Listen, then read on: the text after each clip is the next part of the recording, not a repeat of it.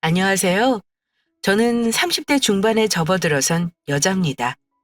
현재 저의 상황을 말씀드리자면 저는 끝도 없이 바람을 피우다 나중에는 제 친구와 바람까지 피운 남편과 이혼을 하고 혼자서 아이를 키우고 있어요. 남편과 이혼을 하면서 아이 양육비는 어떻게 받냐, 위자료는 얼마를 받았냐, 재산 분할은 어떻게 된 거냐 궁금하신 분들도 많으시겠죠. 일단 결과적으로 말씀드리면 저는 양육비, 위자료, 재산 분할 다 받아냈습니다. 아마 그놈의 외도를 제가 몰랐다면, 어떠한 계획도 세우지 않았다면 저는 뒤통수 제대로 맞았을 겁니다. 저요, 머리에 탈모가 생길 정도로 계획을 짜대서 양육비 300만 원, 현재 시세 10억짜리 아파트 그대로 제가 갖고 왔고요. 위자료도 적지 않게 받아냈습니다. 이 정도면 저는 이혼하기를 잘한 거죠. 그딴 거지 같은 놈 밑에서 우리 아들을 키울 수는 없었으니 말입니다. 그런 거지 같은 놈을 왜 만났냐고요? 제 이야기를 지금부터 잘 들어주신다면 모든 과정을 다 알게 되실 겁니다. 그럼 지금부터 집중해 주세요. 내가 못 살아, 못 살아. 아니, 돈 들여서 좋은 대학 보내놓은 지 얼마나 되었다고, 어? 아이고, 예리 바빠. 당신도 뭐라고 좀 얘기를 해봐, 어? 아니, 아이고, 이제 졸업 2년 남았는데 덜컥 애를 가지면 어떻게 하냐, 어? 이 선생, 아니 이것 봐요. 이천희 씨, 아휴, 내가 이걸 지금 어떻게 받아들여야 해, 어? 에라이 못쓸놈아, 에라이, 아이고 뒷골이야. 아, 나 원참 어이가 없어서, 아이고. 저희 친정 부모님과 그놈의 만남. 결혼을 하겠다고 찾아뵈었던 그날이 첫 번째 만남은 아니었습니다. 이미 그 전에 3년 동안 얼굴을 지겹도록 봐온 사이였죠. 아버님, 저 정말 예림이랑 잘 살 수 있습니다. 아이 태어나서도 예림이 대학 졸업하는데 아무 지장 없게 제가 책임지겠습니다. 정말이에요. 정말 책임질 수 있습니다. 아버님, 잠시만요. 제 말 좀 들어보세요. 아빠, 안 돼. 오빠, 빨리 이리야. 에라이 망할 놈아. 내가 네 놈이 우리 딸 과외 선생이라고 왔을 때부터 마음에 안 들었어. 내가 어째 영 찜찜하다고 했어. 이 사람아, 그러게 내가 이렇게 생긴 놈들은 관상부터가 구리다고 당신한테 얘기했었어, 안 했었어? 너희 망할 놈, 너 설마 우리 딸 과외 시킬 때부터 땀만 품고 있었던 거야? 어? 에라이 망할 놈아. 오늘 너 죽고 나 죽자. 이리 와. 이리 안 와? 아니에요, 아버님. 과외할 때 전혀 절대 아무 일 없었습니다. 정말이에요. 예림이 대학 들어가고 나서 그때 선후배로 지내자고 하면서 그때 그런 겁니다. 정말이에요. 저 예림이 정말 사랑합니다, 아버님. 에라이 망할 놈아! 저는 혼전 임신으로 결혼했어요. 그 상대는 저와 고등학교 시절 과외 선생님이었던 사람이었죠. 물론 저와 그 사람이 연애를 하기 시작한 건 제가 대학교에 들어가고 1년쯤 지난 후였습니다. 연애 1년 만에 저는 임신을 하게 되었고 저와 그놈은 속전속결로 결혼하게 되었어요. 임신 사실을 알렸던 그날 저희 친정엄마와 친정아빠는 기절하기 직전이었습니다.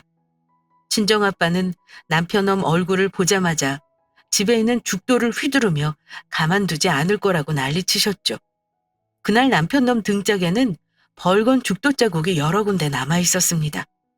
그렇게 저와 그놈은 결혼을 하게 되었고 넉넉하지 않았던 시댁 형편이었기에 저희는 친정집에서 신혼생활을 시작하게 되었어요.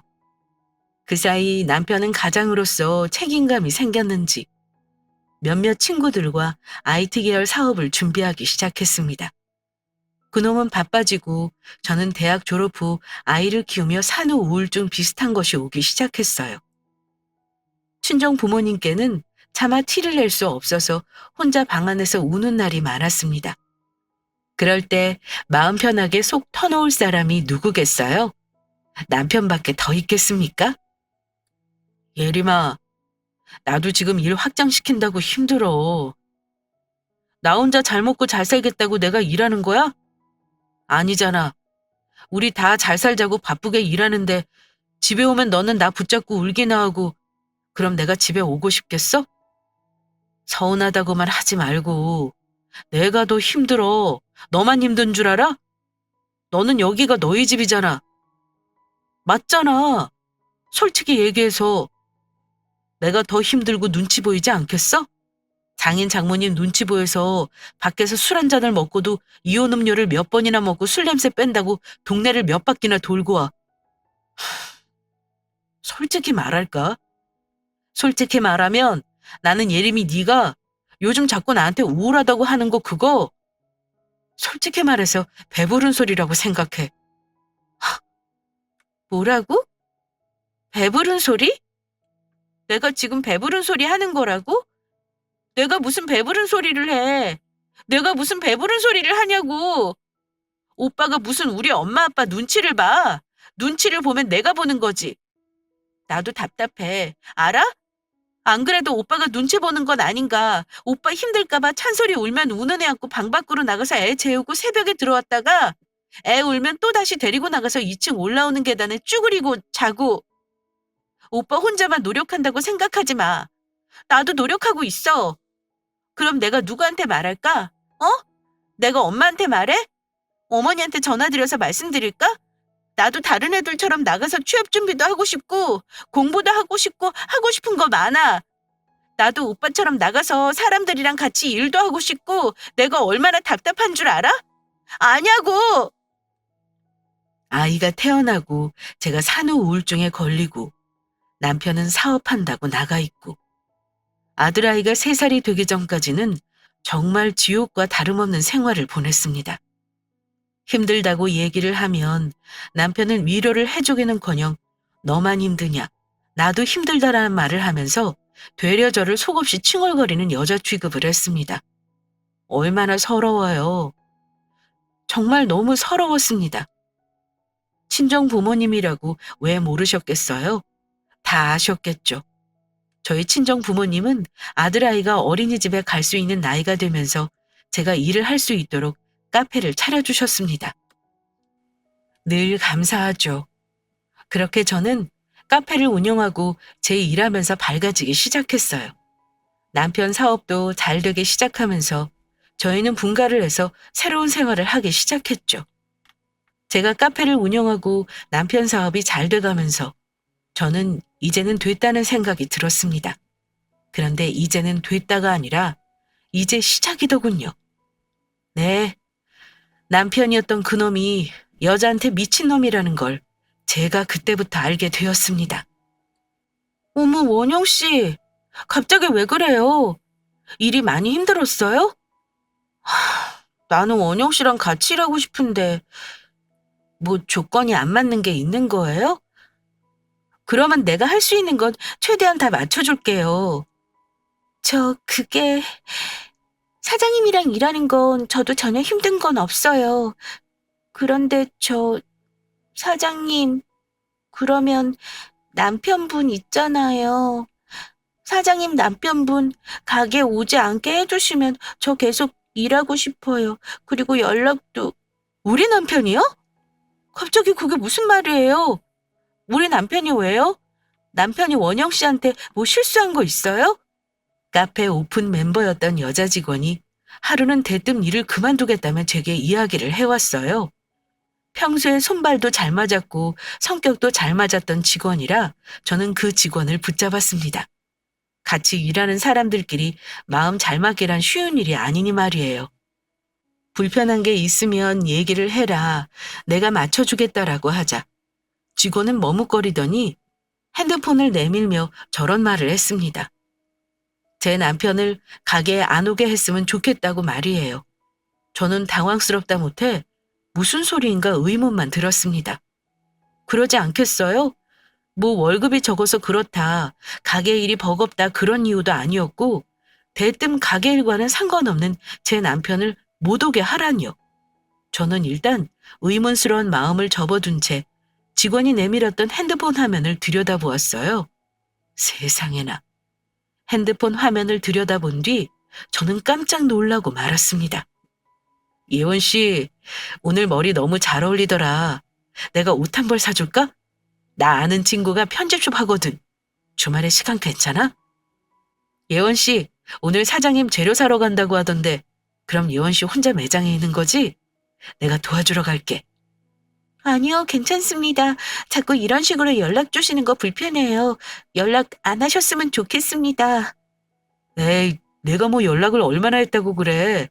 나는 예원 씨가 우리 집사람 가게 잘 되게 열심히 일해주니까 고마워서 순전히 수수한 마음으로 그러는 거지.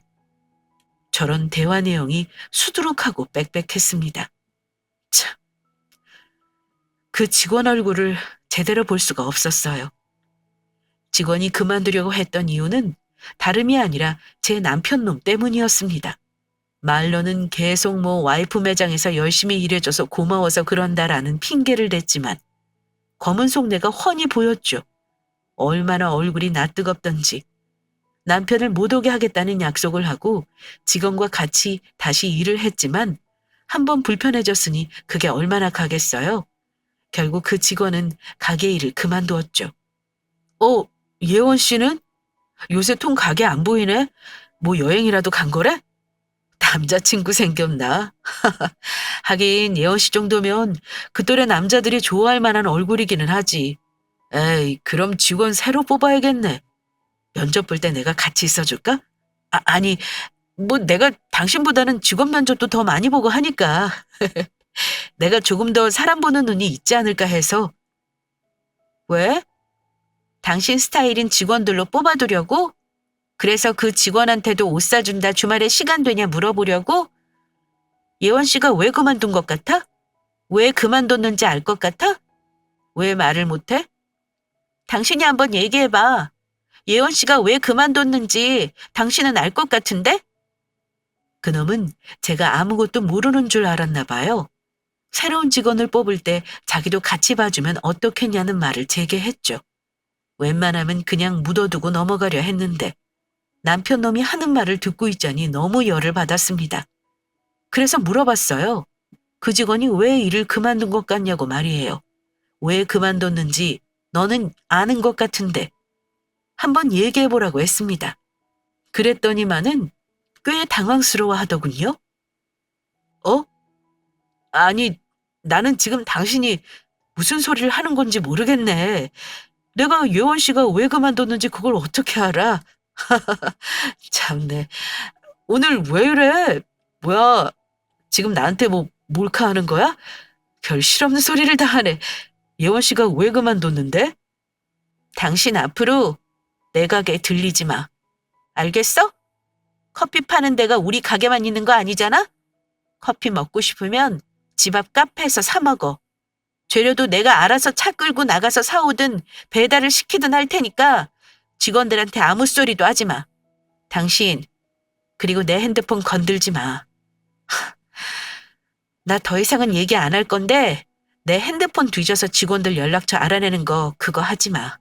알겠어? 무슨 소리를 하는 거야 대체? 알겠어, 모르겠어. 그거만 얘기해. 내가 진짜 예원 씨한테 얼마나 미안했는 줄 알아? 적당히 해. 적당히. 그런 시답지 않은 농담 따먹게 하고 싶으면 당신 회사 직원들한테나 하든가 아니면 거울 보고 혼자 얘기해. 알겠어? 정말 알겠냐고! 알겠다고. 아들아이만 없었다면 저 당시에 아마 저는 바로 이혼하자고 난리쳤을 겁니다. 하지만 당시만 해도 아들아이는 겨우 어린이집에 들어갈 나이였어요. 특히나 아들아이한테는 어린 시절 아빠의 역할이 더욱 크다는 것을 알았기 때문에 저는 저 정도로밖에 선택할 수가 없었습니다. 남편 놈도 제가 저장될 이야기를 하니 제가 상황을 다 안다는 걸 짐작한 눈치였고 그 다음부터는 가게에는 얼씬도 안 하는 듯 했습니다. 그렇다 보니 가게에는 나타나지 않았습니다. 그렇게 저는 그놈의 바람길을 초창기에 잡아낸 거라고 스스로 믿고 있었어요. 그게 저의 가장 큰 실수였죠. 그놈의 바람기는 멈춰진 것이 아니라 그때부터 시작이었습니다. 어머머, 자기들도 본 거야? 맞지? 모란반 선생님이랑 찬솔이네 아빠랑 그렇고 그런 거. 어머, 아니 나는 내가 괜히 오해해서 이상하게 보고 있는 건 아닌가 했지. 괜히 오해는 무슨, 찬솔이 엄마 빼고는 다들 진작에 눈치채고 있었다니까. 그러니까 애들 일은 다 엄마가 알아서 해야 한다니까는. 찬솔이 엄마 카페 일 바쁘다고 찬솔 아빠가 애 등원시키고 하면서 둘이 그런 거 아니야. 어우, 왜? 어머, 찬솔 엄마, 아니, 저기 그게. 뭐야? 그게 무슨 소리야? 우리 찬솔이 아빠가 선생님이랑 왜? 뭔데 자기들? 지금 우리 찬솔이 아빠랑 선생님 얘기한 거 맞잖아. 뭐 당연히 제가 카페를 하다 보니 제 카페는 동네 아줌마들의 아지트가 되었어요. 제가 일을 하다 보니 어린이집 엄마들 모임에 신경을 많이 못 써서 일부러 엄마들 모임을 저희 가게로 오게 했죠. 그러다 제가 저기서 남편 놈과 아들 어린이집 선생님 얘기를 듣게 된 것이었습니다. 엄마들 말을 들어보니 이미 어린이집 내에서는 소문이 파다했더군요.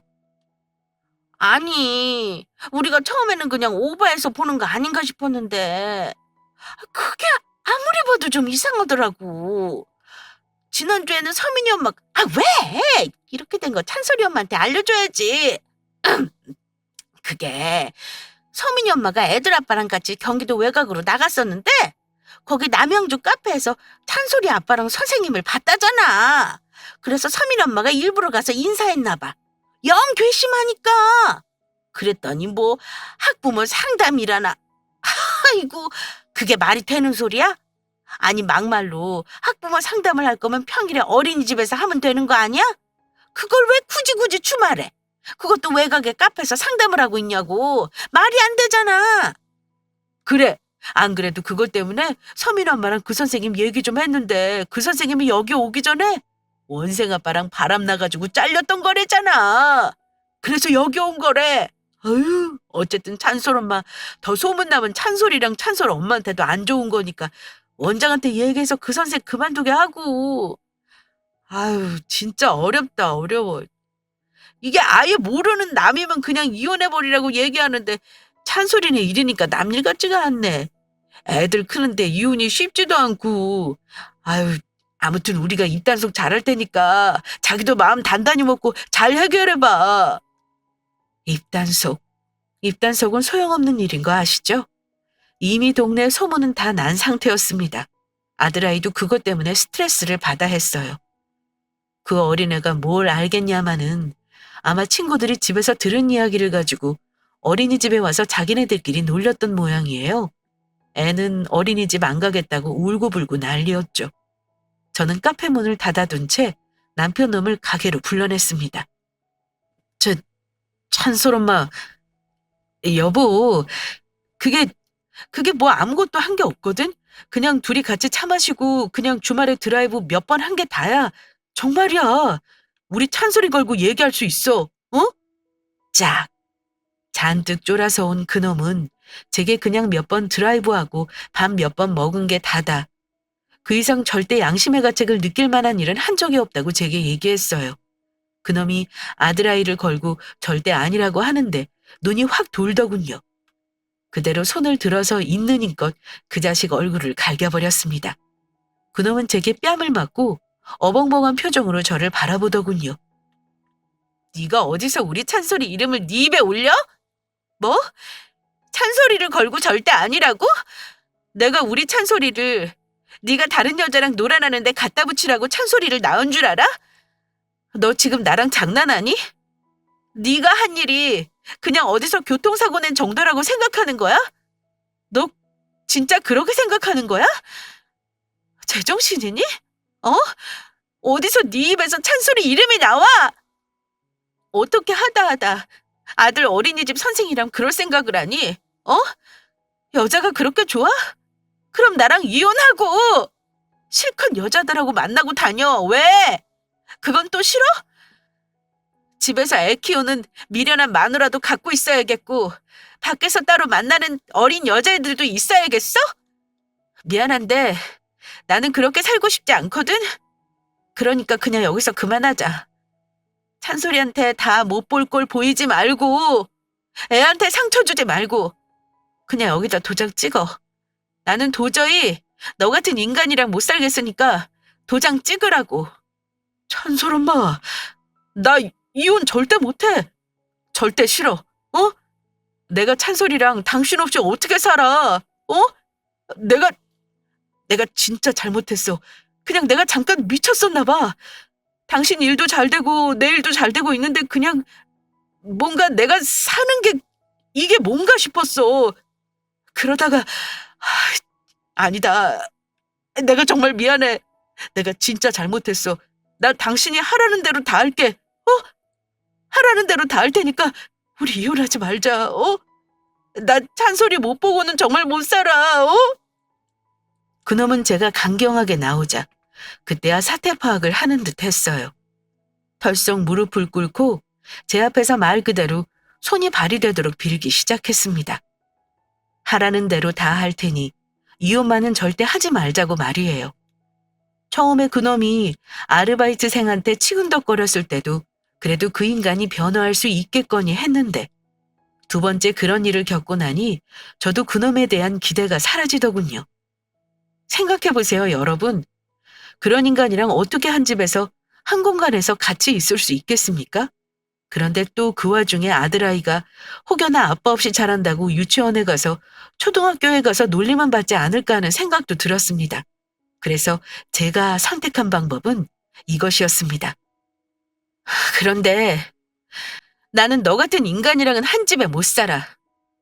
그래, 내가 두고 볼게. 찬솔이 초등학교 입학하기 전까지 당신이 단 한 번도 바람 안 피우면 내가 그때 가서 생각해 볼게. 대신 우리 그때까지는 한 집에 살 일 없을 거야.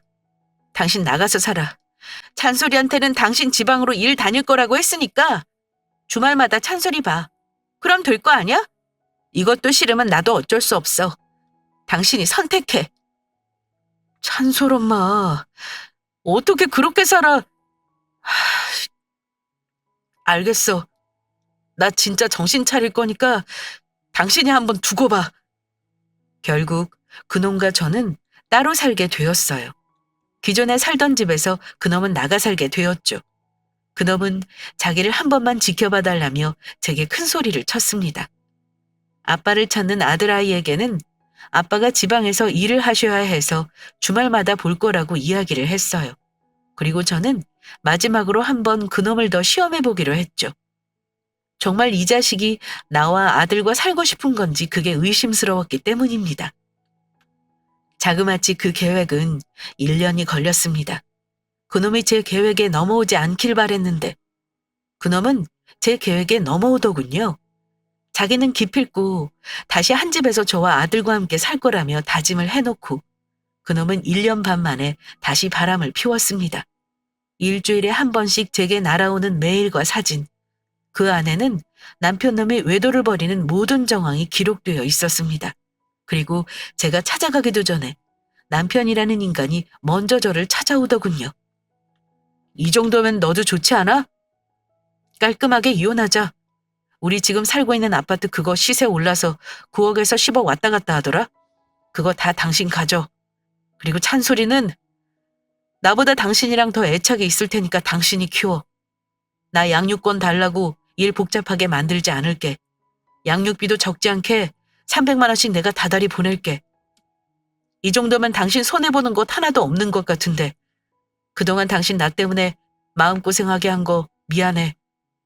생각해보니까 이건 우리가 사는 게 아닌 것 같아서 우리가 가족이라고 할 수 있을까? 가족이 뭐야. 한 집에서 같이 밥 먹고 같이 먹고 자고 하는 게 가족이잖아. 그런데 우리가 그러고 있어?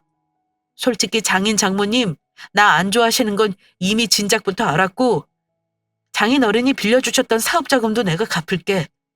그 정도면 깔끔한 거지? 그놈은 마치 연습이라도 하듯이 줄줄줄 대사를 읊어대면서 제게 사진 한 장을 내밀었어요. 사진에는 남편의 얼굴이 있었고 또 다른 익숙한 여자의 얼굴이 있었죠. 하지만 그놈은 제가 그 여자와 어떤 관계인지 일면식이 있는지 없는지 모른 채 그 사진을 제게 내밀었을 겁니다. 저는 묵묵히 그 사진을 받아들어 한참을 쳐다봤어요. 슬프게도 그 사진에서 남편과 저의 연애 시절 모습이 보이더군요. 연애를 할 때만 해도 늘 제게 저런 다정한 미소를 보였고 세상에 저와 자기만 남아있는 듯 저만 바라보던 사람이었는데 말입니다. 그놈은 아무 말 없이 그 사진을 들여다보는 저를 향해 사과를 하기는커녕 할 말을 신나게 이어나가기 시작했습니다. 그래, 당신이 지금 무슨 생각하는지 알아. 나한테 실망도 했을 테고 어이도 없겠지. 마음대로 생각해도 좋아. 당신이 무슨 생각을 하든 간에 내가 그 생각까지 관여할 거는 아니니까. 나 이 여자 사랑해. 정말 사랑해. 그래서 당신이랑 찬소리 없이도 살 수 있을 것 같아. 그래서 이혼하자고 얘기하는 거고 당신도 알잖아. 나 중요한 일에는 확신 없으면 움직이지 않는 거. 이 여자도 내 상황 다 알아. 내가 애가 있는 것도 알고 지금 가정에 있는 것도 알아. 그런데 다 괜찮대. 이혼하고 오면 자기는 절대로 내 과거 얘기 꺼내지 않을 것이고 그냥 둘이서 새롭게 시작하자고 했어. 아, 혹시나 해서 미리 얘기하는데 이 여자도 능력 좋아. 당신한테 집이며 양육비 다 주라고 한 것도 그 여자야. 그 정도로 능력 돼. 그러니까 뭐 혹시나 양육비 안 주고 나르면 어떡하나 그런 걱정 하지 말라고. 이 정도면 당신이랑 나랑 이혼 소송까지 갈 일도 없을 것 같은데. 어때? 당신만 괜찮으면 도장 찍은 걸로 서로 합의 보자. 찬솔이한테는 당신이 말할래? 아니면 내가 말할까? 그래. 그러자. 찬솔이한테는 내가 말할게. 걱정하지 마. 당신이 쓰레기 같은 인간인 거 있는 그대로 말하지는 않을게. 그래도 애 아빠인데 찬솔이한테는 좋은 아빠로 남아있는 게 찬솔이한테 좋을 테니까. 그 여자 엄청나게 사랑하나 보다 당신. 나는 그렇다 쳐도 당신이 이렇게 찬솔이까지 모른 척할 줄은 몰랐네. 뭐 그런 것까지 얘기하는 건 좀 아닌 것 같고 어쨌든 그럼 당신도 내가 제안하는 거 동의하는 거지? 그럼 서류 제출하는 걸로 하자. 장인 장모님한테는 당신이 알아서 잘 얘기해줘. 이런 얘기로 직접 찾아뵙는 건 더 아닌 것 같아서 말이야. 그럼 법원에서 보자. 그래, 그때 보자. 당신 짐은 알아서 챙겨가. 어쩌면 그렇게 쿨하게 이혼을 하냐고요? 제가 처음 이야기 시작할 때 말씀드렸었잖아요. 다 계획이 있었다고 말입니다. 저한테는 다 계획이 있었어요. 뭐 물론 그 계획을 짜느라 뒤통수로 원형 탈모가 왔지만 말입니다. 저는 그렇게 그놈과 합의 이혼을 하게 되었어요. 참네. 그런데 어이가 없지 않나요? 제가 이혼하자고 했을 때는 절대 그럴 수 없다면서 악을 쓰고 이혼 안 하려고 발악하던 인간이 그 사이에 여자가 생겨서 저한테 먼저 이혼을 요구하네요. 아주 좋아 죽겠다고 제게 얘기를 했습니다. 너무 좋다고 말이에요. 여자가 그렇게 좋을까요? 저는 몰라도 자기 아들을 포기할 만큼 말입니다. 정말 엄청난 놈인 것 같아요. 그렇게 저는 그놈과 법원에서 마주하게 되었죠. 재산 분할, 위자료, 양육권 모든 게 다 만족스럽게 흘러갔습니다. 그리고 두 사람이 거리를 두고 벗어난 법원. 그 앞에는 저와 남편놈 둘 다에게 너무 반가운 사람이 서 있었습니다. 사모님! 어머, 혜정씨. 시간 맞춰서 잘 왔네요. 그동안 고생 많았어요. 저는 저를 향해 두 팔 벌려 달려오는 그 여인과 반갑게 인사했어요. 어찌나 반갑던지 서로 얼굴을 보자마자 부둥켜 안고 좋아라 인사를 했습니다. 뭐야? 두 사람 지금 뭐 하는 거야? 혜정아, 너 이게 지금 무슨 상황이야? 그리고 그런 저희를 보던 남편놈, 아니 전 남편이 된 그놈은 꽤나 당황스러워하면서 이게 대체 어떻게 된 일이냐고 제게 물었죠. 여러분도 이게 대체 어떻게 된 일인지 궁금하시겠죠? 그럼 간략히 설명을 드리도록 하겠습니다. 시간은 대략 1년여 전으로 거슬러 올라가요. 그놈이 어린이집 선생과 바람난 게 들켰던 그 시기로 말입니다. 그러니까 남편분한테 제가 접근을 해달라 이 말씀이신 거죠? 네, 뭐 대놓고 그래달라는 게 아니라 그 인간이 워낙 바람 피운 전적이 많아서요. 아들아이 생각 안 하면 당장이라도 이혼 도장 찍고 끝내고 싶은데 애가 아빠 없이 자라는 게 걸려요. 그래서 어디 한번 제대로 지켜보려고 이렇게 의뢰하게 된 거예요. 가능하시겠어요? 저는 그놈이 제게 호언장담했던 그 약속을 정말 지키려고 하는지 그걸 보고 싶었습니다. 그래서 흥신소에 의뢰해서 사람을 구했어요. 흥신소라는 게 단순히 바람 피우는 현장이나 뭐 미행을 해주는 곳인 줄로만 알았는데 이런 일도 해주더군요. 동관계로 얽히다 보니 오히려 일을 부탁할 때 깔끔했습니다. 그 여자와 저는 일주일에 한 번씩 상황을 주고받았어요. 그 여자와 저는 자그마치 1년이라는 기간 동안 그놈을 지켜보고 일을 했죠. 사실 그놈이 그 여자의 연락처를 물어보지 않았다면 진작에 흥신소에 계속 일을 맡기는 건 그만두었을 겁니다. 그런데 그놈이 2번 만에 그 여자한테 번호를 물어봤고 누구보다도 적극적이고 누가 봐도 빠르게 여자에게 호감을 표시했죠. 사모님, 지난주에는 저를 집으로 초대했었고요. 집에서 뭐를 하고 어떻게 대화를 나눴는지는 메일에 다 첨부해서 보냈습니다. 그리고 저한테 다음 주에는 제주도로 여행을 가자고 제안했어요. 그쪽에 동창이 있는데 펜션을 운영한다면서요.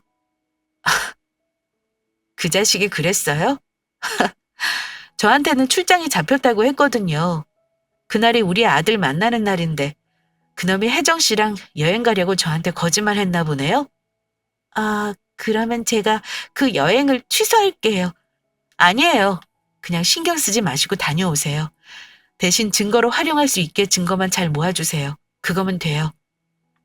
그놈은 자기가 좋아 죽겠어서 만나는 그 상간녀가 누구인지도 모른 채 여자한테 제대로 미쳐 있었습니다.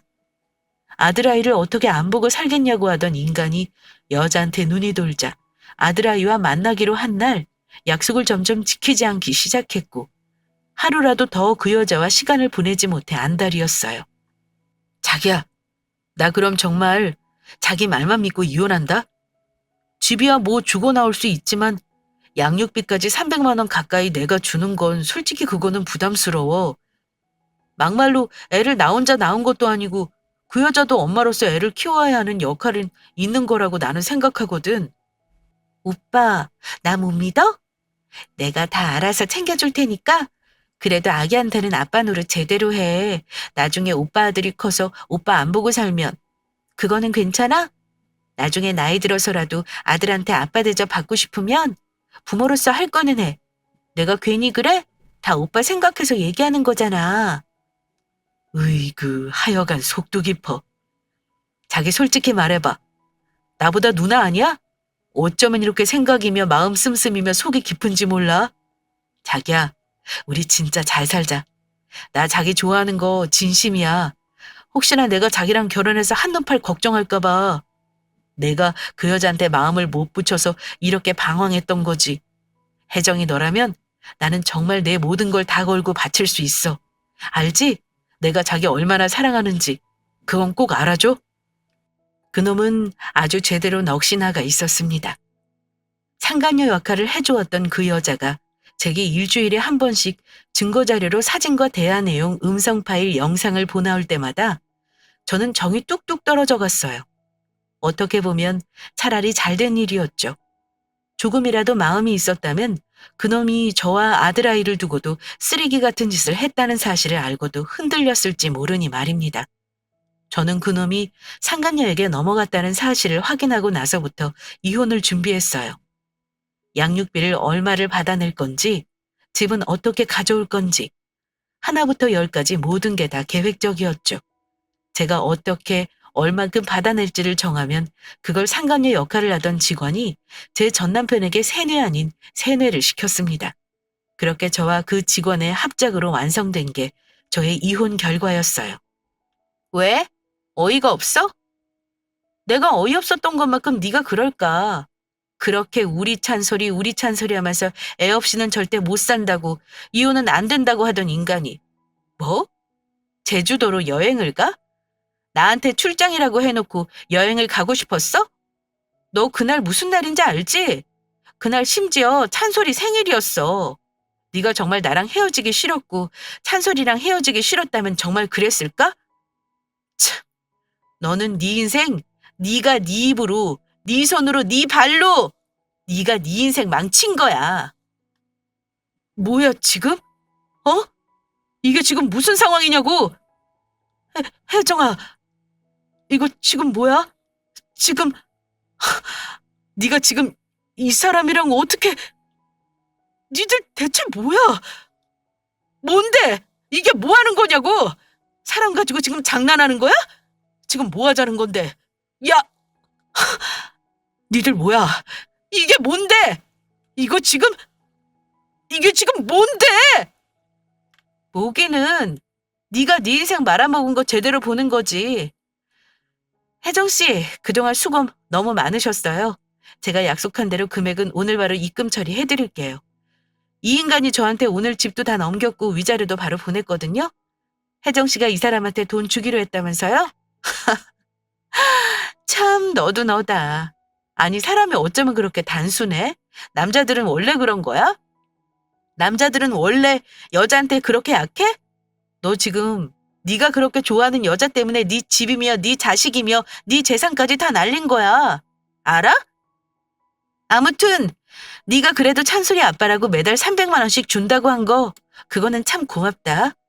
그 돈으로 우리 찬솔이는 너처럼 개망나니로 안 크게 내가 좋은 학원 보내고 좋은 것 먹이고 좋은 것 입히는데 잘 쓸게. 고맙다. 야, 야, 너 니들 어디가? 니들 이리 안 와? 야, 혜정아! 야, 이게 뭐야? 이게 뭐냐고! 그놈은 이혼 도장을 찍고 나온 바로 그날. 그 법원 앞에서 모든 사실을 직면하게 되었죠. 그 충격으로 그놈은 사람들이 쳐다보든 말든 미친 것처럼 소리를 질러대며 악을 썼습니다. 하지만 악을 쓰고 난리를 치면 뭐 하나요? 이미 그놈한테 남은 건 하나도 없는걸요. 그놈에게 남은 거라곤 고작 자동차 한 대, 그리고 친구들과 동업하는 회사 지분 조금이었습니다. 그래봤자 몇 억도 되지 않은 돈이었지만요. 그놈은 그 뒤로 저한테 다시 연락을 해왔었어요. 자기가 정말 잘못했다, 정신 차리겠다. 뭐 늘 듣던 그 뻔한 레파토리였죠. 저는 그놈 연락을 차단했습니다. 아들과 만나기로 한 약속날 하루 전에만 전화 차단을 풀어두었고요. 지금 그놈 아들을 보러 오지도 않아요. 저한테 질려서 아들도 보고 싶지 않다나요? 찬솔, 우리 찬솔이 생일인데 뭐 갖고 싶은 거 있어? 찬솔아, 아빠한테 찬솔이랑 같이 놀이공원 갈 수 있냐고 엄마가 물어볼까? 우리 찬솔이 아빠랑 놀이공원 가는 거 좋아하잖아. 찬솔이 생일이면 아빠가 회사 안 가고 찬솔이랑 신나게 놀아주실 것 같은데. 응? 엄마가 물어볼까? 찬솔이 롯데월드가 좋아? 아니면 에버랜드 갈까? 찬솔이가 가고 싶은데 말해주면 엄마가 아빠한테 전화할게. 놀이공원 안 가요. 아빠랑 안 놀아도 돼요. 그냥 엄마랑 이모랑 같이 장난감 사러 갈래요. 찬솔이는 아빠 안 봐도 괜찮아요. 아빠 미워요. 아빠 때문에 엄마 맨날 울었잖아요. 너 엄마 울리는 사람 싫어요. 아빠 안 볼래요. 찬솔아, 엄마 울은 거 아닌데? 엄마 재채기 많이 하지. 재채기 많이 하면 눈도 빨개지고 코도 막히고 그런 거야. 엄마 아빠 때문에 울은 거 아니야. 그러니까 찬솔이가 아빠 너무 미워하지 않았으면 좋겠는데? 싫어요. 안 볼래요. 이모랑 셋이 놀러 가요. 아들이 저렇게 이야기할 때마다 속상하죠.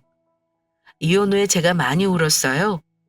아무리 정이 떨어지고 계획이 성공된 거라고 해도 사람 마음에 생긴 상처는 어찌할 수 없더군요. 그런데 그거를 아들아이가 봤었나 봐요. 엄마 울리는 사람은 싫다며 아빠를 보고 싶지 않다고 했죠. 요즘 제 고민은 이거예요. 아들아이와 아빠의 관계랄까요? 어떻게 해야 하나 조금 심란하기는 합니다. 육아 선배님들, 저와 같은 경험이 있는 분들이 계시다면 조언 부탁드릴게요. 자, 여러분, 제 이야기는 오늘 여기서 끝입니다. 다음에 다시 사연을 보내게 된다면 그때는 아마 조금은 더 즐겁고 밝은 이야기가 아닐까요? 다음에는 행복이 가득한 사연으로 인사를 드리고 싶네요. 그럼 저는 이만 글을 마치겠습니다. 제 이야기를 들어주셔서 감사해요. 새해 복 많이 받으세요.